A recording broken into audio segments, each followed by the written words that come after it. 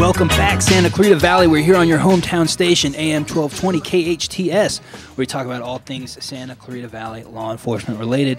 Here in the studio with me is Deputy Josh Dubin of the Santa Clarita Valley Sheriff Station's Crime Prevention Unit. I nailed it. Good job. Just saying. Good job. That was a lot of energy. And we were just talking to Tony Moore from the Econ Bureau of the Sheriff's Department. I appreciate him calling in and giving some great information about Bitcoin and parenting on social media. We also like to talk about outreach here at the Neighborhood Watch, this partnership with the Sheriff Station. And I'm just going to read a little Facebook post from a certain sheriff's deputy named Josh Dubin. It says, so over the fast... Oh, man, that's not a good start. Oh, so over the past few days, my Facebook feed was filled with videos of my law enforcement friends getting soaked. I wasn't sure what was going on, so I watched a couple and heard what was happening.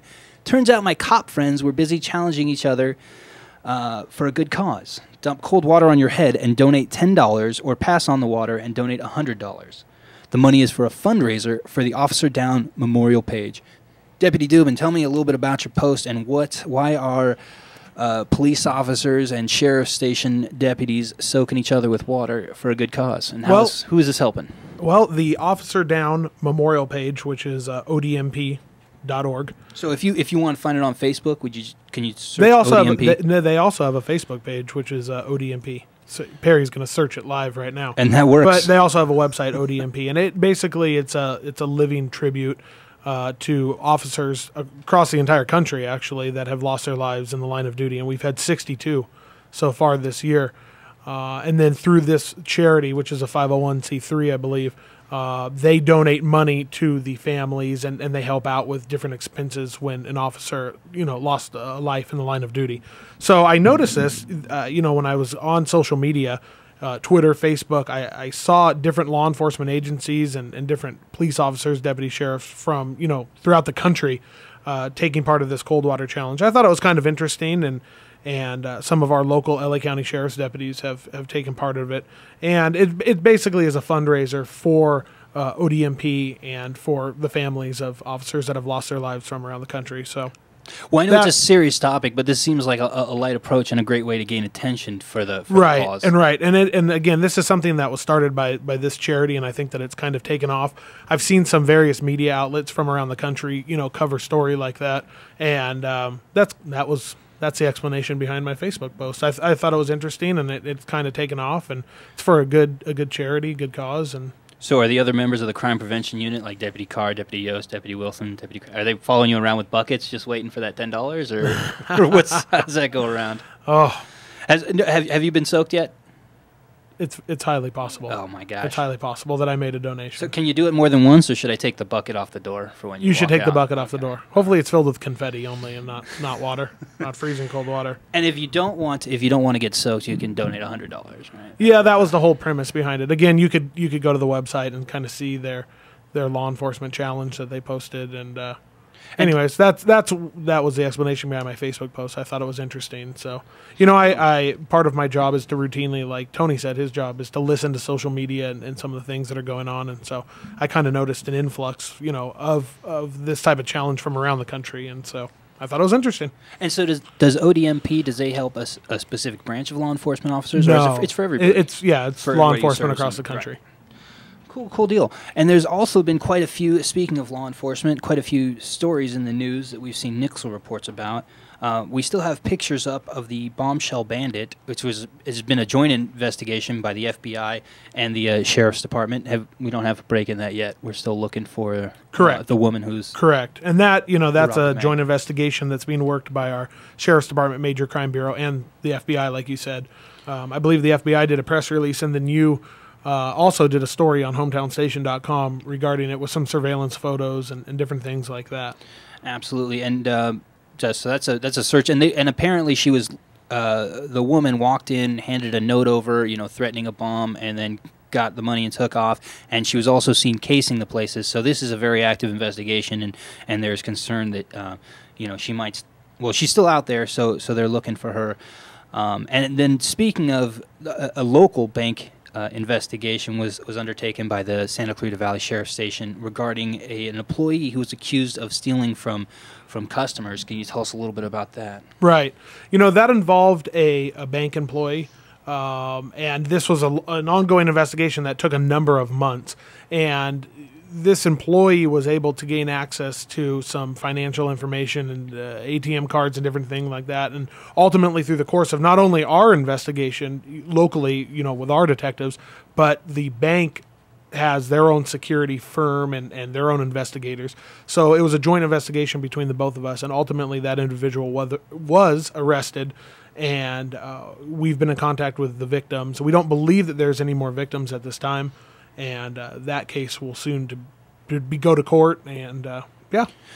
And we want to talk a little bit more about breaking crime stories and some of the other things we've talked about. Maybe a lighter note, the bomb scare that luckily no one was hurt at the Santa Clarita Valley Sheriff Station. But we'll take a quick commercial break and be right back on your hometown station, AM 1220 KHTS. Welcome back, Santa Clarita Valley. We're here on your neighborhood watch, AM 1220 KHTS, talking all things Santa Clarita Valley law enforcement related, with special guest Deputy Josh Dubin of the Santa Clarita Valley Sheriff Station's Crime Prevention Unit. And talking about outreach right now, actually, because Deputy Dubin, you were just talking to me about a blood drive that's that's going on right outside the Sheriff Station to benefit Providence Holy Cross. Right. And give them we some have a much big needed blood. Right. We have the blood trailer out in front of the station right now, open to the public.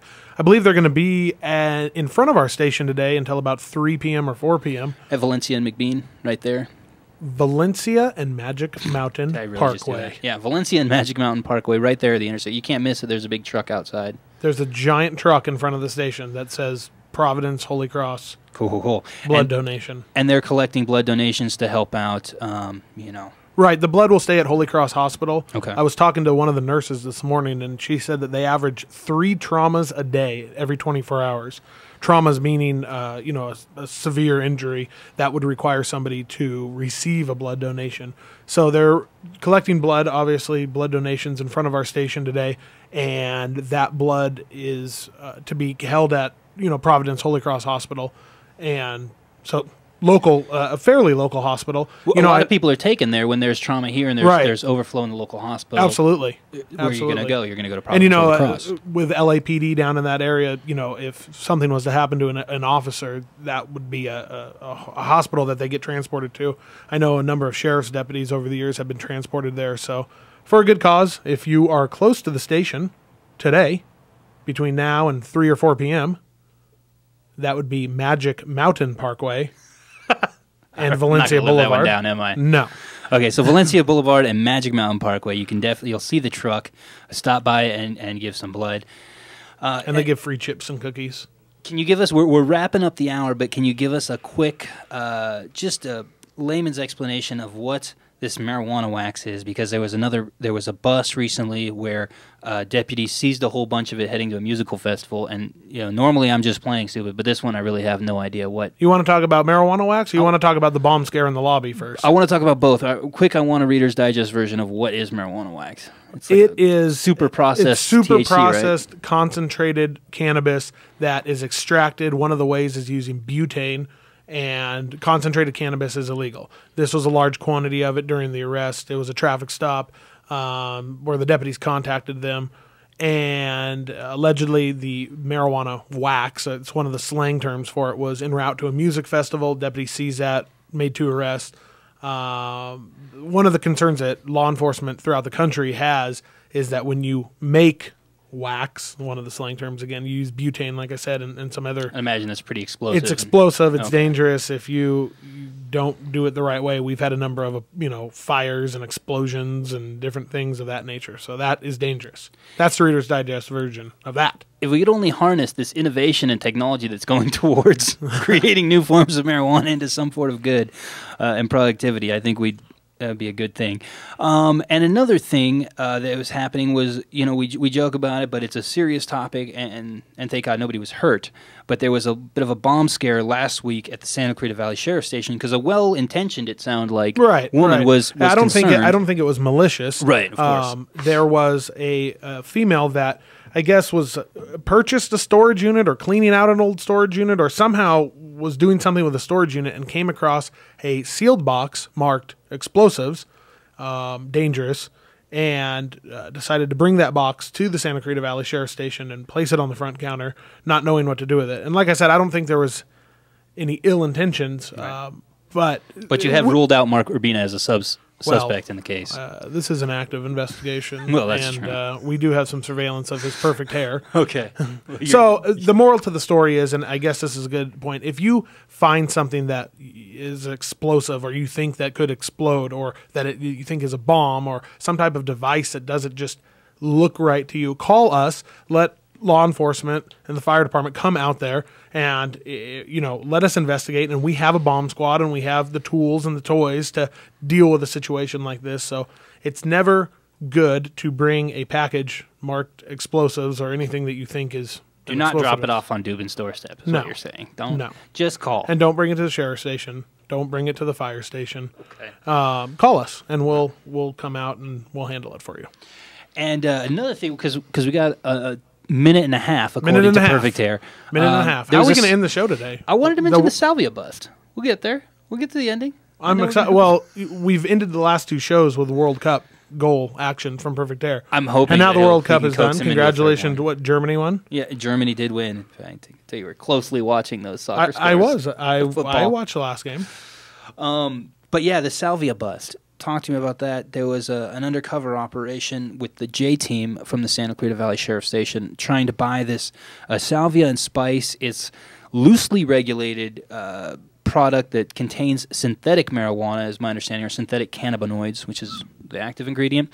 And 1,500 packets were seized in the Castaic area. Right. And, it started with it wasn't actually, we didn't try and buy it. It was actually an inspection of a retailer.